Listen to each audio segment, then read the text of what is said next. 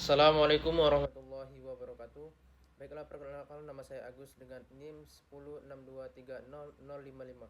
Program Studi Hukum Tata Negara 3A, mata kuliah Hukum Pidana dengan dosen pengampu Bapak Muhammad Aiman SH.MH. Baik, di sini saya ingin memaparkan sedikit materi terkait dengan hukum pidana. Baik, materi yang pertama yaitu alasan pembenar. Alasan pembenar dalam hukum pidana Indonesia adalah suatu konsep yang menghapuskan sifat melawan hukum dari suatu perbuatan, sehingga tindakan yang dilakukan oleh pelaku dianggap sah dan tidak dapat dikenakan sanksi pidana. Ini berarti bahwa meskipun tindakan tersebut memenuhi unsur-unsur tindak pidana, alasan pembenar menjadikan perbuatan itu tidak dapat dipidana.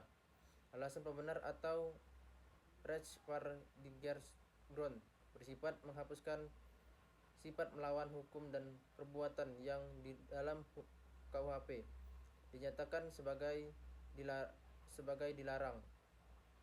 Karena sifat melawan hukumnya dihapuskan, maka perbuatan yang semula melawan hukum itu menjadi dapat dibenarkan. Dengan demikian pelakunya tidak dipidana. Alasan pembenar dapat dijumpai di dalam yang pertama, perbuatan yang merupakan pembelaan darurat pasal 49 ayat 1 KUHP. Yang kedua, perbuatan untuk melaksanakan perintah undang-undang pasal 50 KUHP. Yang ketiga, perbuatan melaksanakan perintah jabatan dari pengusaha yang sah pasal 51 ayat 1 KUHP. Alasan pembenar menghapuskan sifat melawan hukumnya perbuatan. Artinya meskipun perbuatan itu telah memenuhi rumusan delik sebagaimana ditentukan dalam undang-undang. Dengan lain perkataan, alasan pembenar menghapuskan dapat dipidananya perbuatan yang termasuk dalam alasan pembenar. Yang pertama, keadaan darurat pasal 48 KUHP.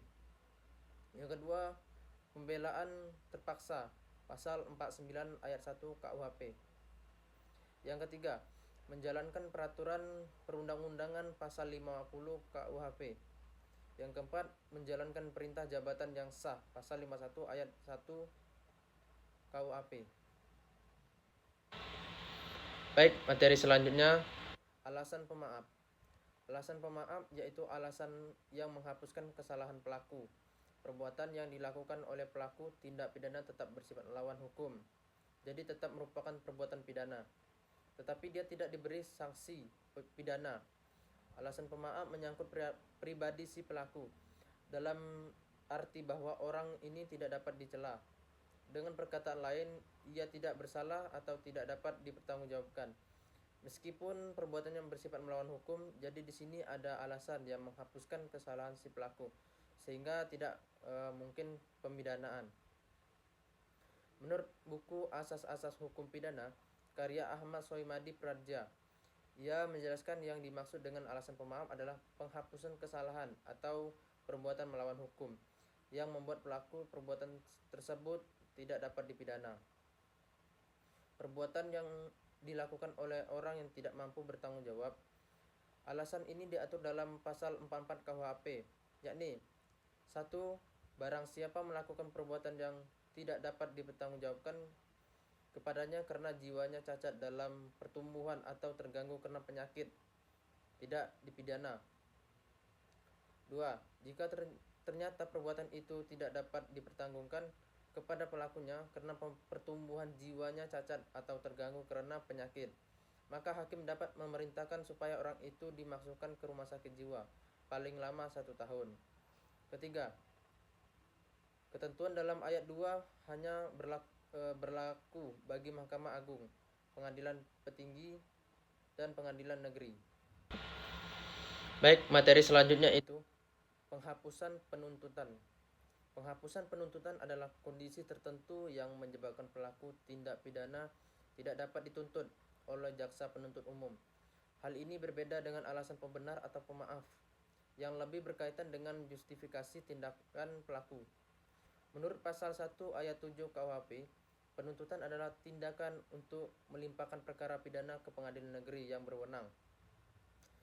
Arti penuntutan menurut pasal 1 ayat 7 KUHP, penuntutan adalah tindakan penuntutan umum untuk melimpahkan perkara pidana ke pengadilan negeri yang berwenang dalam hal dan menurut cara yang diatur dalam undang-undang. Ini dengan permintaan supaya diperiksa dan diputus oleh hakim di sidang pengadilan.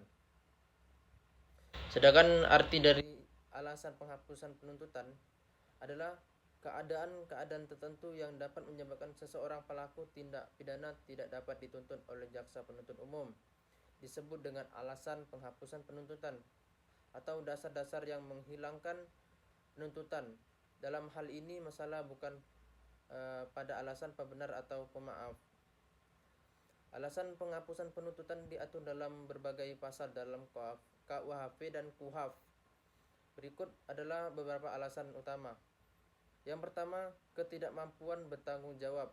Pasal 44 KUHP menyatakan bahwa seseorang tidak dapat dipertanggungjawabkan jika mengalami gangguan jiwa atau masih di bawah umur.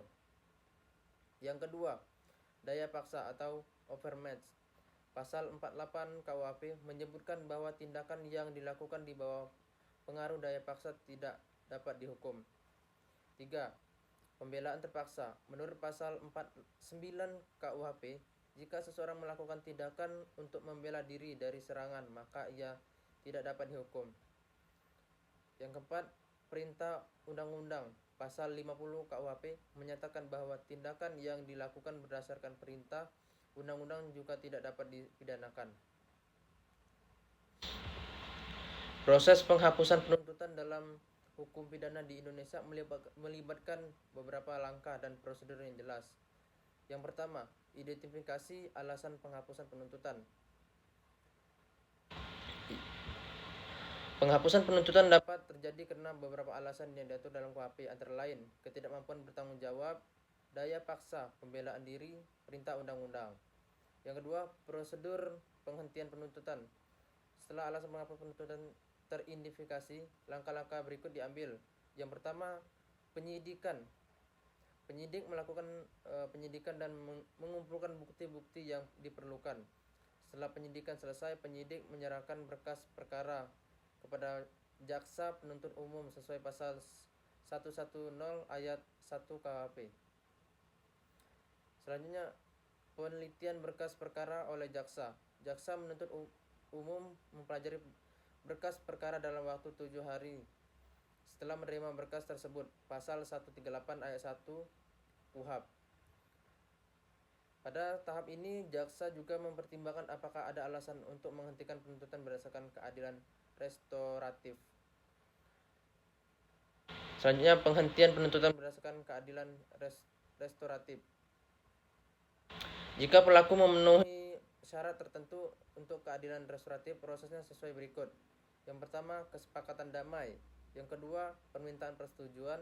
Yang ketiga, keputusan kepala kejaksaan tinggi. Yang keempat, surat ketetapan penghentian penuntutan. Persetujuan diterima. Surat ini dicantumkan atau mencantumkan alasan penghentian dan status barang bukti. 3. Pemberitahuan kepada terdakwa dan pihak terkait. 4. Pencatatan resmi. Baik, serasa cukup, saya akhiri. Wassalamualaikum warahmatullahi wabarakatuh.